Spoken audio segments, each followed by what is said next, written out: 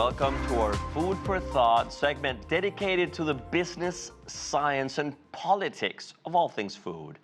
As the prices of imported food and beverages to the U.S. rise with tariffs, many restaurant owners are worried about what they'll do to the bottom line. Ingredients like coffee, chocolate, and spices are just not produced in the United States.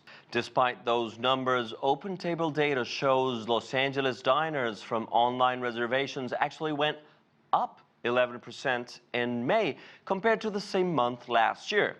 Among OpenTable's 60,000 worldwide restaurants, global bookings climbed 9% in May year over year. U.S. reservations rose 8%, while Mexico saw an 11% increase. Canada and Australia are dining out in force with dramatic jumps of 24% and 18% respectively. Europeans appear more hesitant, with Germany and Ireland seeing modest gains of 3% and 5%, while UK bookings remained flat. Joining us now to talk about the different challenges facing restaurants in the United States, it's Dominick Purnomo. He's owner of Dominick Purnomo Restaurant Group with 6 restaurants and venues in New York State. Great to have you on the show. Thank you for being here. And OpenTable data shows restaurant bookings are up in the U.S. The National Restaurant Association projects industry sales to hit $1.5 trillion this year. But there are still serious economic challenges facing the restaurant industry. Can you talk to us about them and what your restaurants are experiencing? Sure. Good evening. Thank you for having me on. Yes, those numbers from both OpenTable and the National Restaurant Association certainly are good signs. However, the OpenTable number is a little bit skewed because it's only their partner restaurants that are represented there, and we've been a partner restaurant of OpenTable for many years. May certainly, with Mother's Day and graduations, that tends to be a busier month, and I think a lot of times now, now that we're 5 years, post, since the beginning of the pandemic, you're getting a lot more people gathering together for celebrations like that. Where before those numbers were probably maybe you got 4 tickets or 6 tickets per invitee. And on the National Restaurant Association, our gross numbers are back to where they were pre-COVID and perhaps even extending beyond that.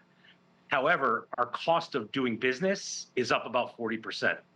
Our labor's up 35% in the last 5 years, and cost of goods are up about 40% since that time. So that $1.5 trillion is great. The restaurant industry is about 4 or 5% of the total GDP of the United States. However, to get to that $1.5 trillion, we're spending a lot more money. We're looking at 3-4% profit margins on the high end for restaurants. A lot of restaurants, including our own, are right above that break-even mark, right on or above depending on the year. So that's sort of what we're seeing. That gross number is great. However, the cost to do business is significantly higher than it was before. And Dominick, how are restaurants really finding value when 64% of full-service diners say experience matters more than price?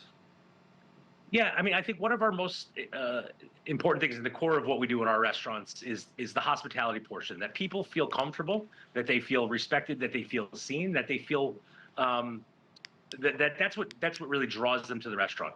Not everything is going to be perfect every night. Something might be slightly off with seasoning, or they may have overcooked something slightly, or we forgot to bring you a spoon. But it's generally how the people feel that they're taken care of, that we feel that will bring people back. And of course, costs are continuing to escalate.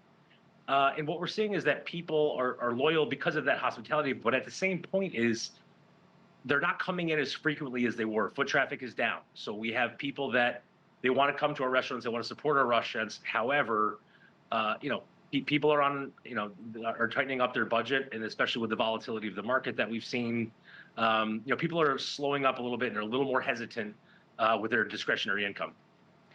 You're bringing up something interesting because what I understand is that cost is not so important, experience is more important. Therefore, do you have wiggle room to raise prices while improving experience? Well, we always try we try to raise our prices predicated upon what the prices are that we're bringing in. As prices go up, our cost of labor goes up, cost of goods goes up, and a lot of those things vary with the market. So we try to absorb them as much as we can, but with the volatility that we've seen in the last couple of weeks, we're really not looking beyond 14 days because the tariffs are on, the tariffs are off. The tariffs are on a 90-day pause. So we don't know, we can't, we have people looking to book events in the fall and for the holidays, and it's very difficult for us to be able to price them at this point because we don't know what the products we're going to be, what the price on the products that we're going to be paying for, 90 days from now, 180 days from now. So that makes forecasting incredibly difficult. Even the forecast from the National Restaurant Association that you had alluded to before, I was actually at a conference where our chief economist was giving that, and then that was turned out to be on the day that the tariffs were announced, and he had to go back and adjust that forecast for years. So we are seeing a lot of flexibility and volatility in that aspect of things.